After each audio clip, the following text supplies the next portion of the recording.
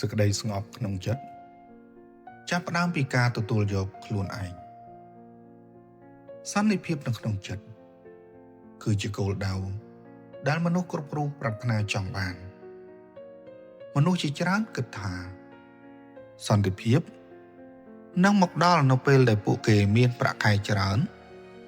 មានតំណែងល្អមានកេរ្តិ៍ឈ្មោះឬទទួលបានការកោតសរសើរពីសង្គមទោះជាយ៉ាងណាក៏ដោយជីវិតពិតបានបង្ហាញយ៉ាងច្បាស់ថាមនុស្សជាច្រើនដែលមានអ្វីៗគ្រប់យ៉ាងតែបែរជាមិនមានសេចក្តីសុខនៅក្នុងចិត្តមូលហេតុសំខាន់មួយគឺពួកគេមិនទាន់បានទទួលយកខ្លួនឯងនៅឡើយទេការទទួលយកខ្លួនឯងមិនមានន័យថាយើងបោះបង់នូវការអភិវឌ្ឍឬមិនខិតខំធ្វើឲ្យខ្លួនឯងប្រសើរឡើងទេតែផ្ទុយទៅវិញវាមានន័យថាយើងស្គាល់ខ្លួនឯងយ៉ាងស្មោះត្រង់ទទួលស្គាល់ចំណុចល្អនិងចំណុចខ្សោយដោយគ្មានការស្អប់ខ្លួនឯងឡើយឬការបង្ខំខ្លួនឯងឲ្យคล้ายជាមនុស្សដទៃមនុស្សជាច្រើនរស់នៅក្នុងការប្រៀបធៀបជានិច្ចពួកគេប្រៀបធៀបខ្លួនឯងជាមួយមិត្តភក្តិអ្នកជិតខាងឬមនុស្សលើបណ្ដាញសង្គមដែលការប្រៀបធៀបនេះបង្កើតអារម្មណ៍ខ្វះខាតអន់ចិត្តនិងមិនពេញចិត្តទៅលើខ្លួនឯងនៅពេលដែលយើងមិនពេញចិត្តខ្លួនឯងហើយសេចក្តីស្ងប់ក្នុងចិត្តនឹងមិនអាចកើតមានឡើងបានឡើយការទទួលយកខ្លួនឯងនេះគឺជាជំហានដំបូងនៃការព្យាបាលផ្លូវចិត្តនៅពេលដែលយើងឈប់រត់គេចពីកំហុសអតីតកាលឈប់បន្ទោសខ្លួនឯងជានិច្ចហើយក៏ចាប់ផ្ដើមស្វែងយល់ពីមូលហេតុដែលធ្វើឲ្យយើងคล้ายទៅជាមនុស្សដូចសពថ្ងៃនោះចិត្តយើងនឹងទទួលបាននូវសេចក្តីស្ងប់បន្តិចម្ដងនៅក្នុងជីវិត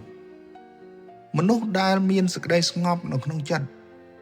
មិនមែនជាមនុស្សដែលមិនមានបញ្ហានោះទេប៉ុន្តែជាមនុស្សដែលទទួលយកបញ្ហាដោយគ្មានការភ័យខ្លាចឬការបដិសេធពួកគេដឹងថាខ្លួនឯងមិនល្អឥតខ្ចោះនោះទេហើយ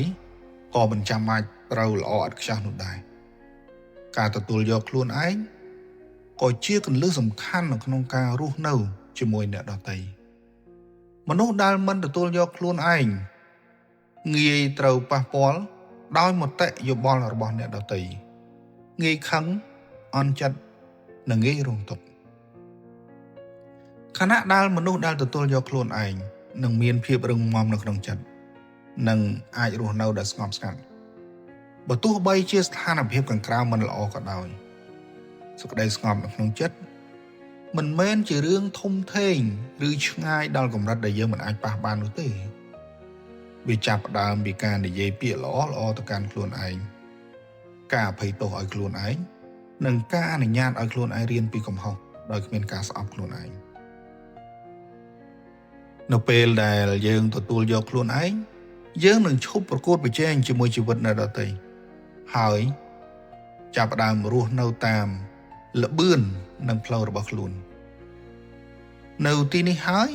ដែលសេចក្តីស្ងប់ពិតប្រាកដនឹងចូលមកស្នាក់នៅក្នុងចិត្តរបស់យើងទៅតាមធម្មជាតិរបស់យើងខាងក្រោមនេះគឺជាឃ្លាដែលយើងត្រូវចងចាំសេចក្តីសុខមិនមកពីការคลายទៅជាមនុស្សដទៃទេប៉ុន្តែមកពីការធ្វើឲ្យខ្លួនឯងពោរពេញទៅដោយការពេញចិត្ត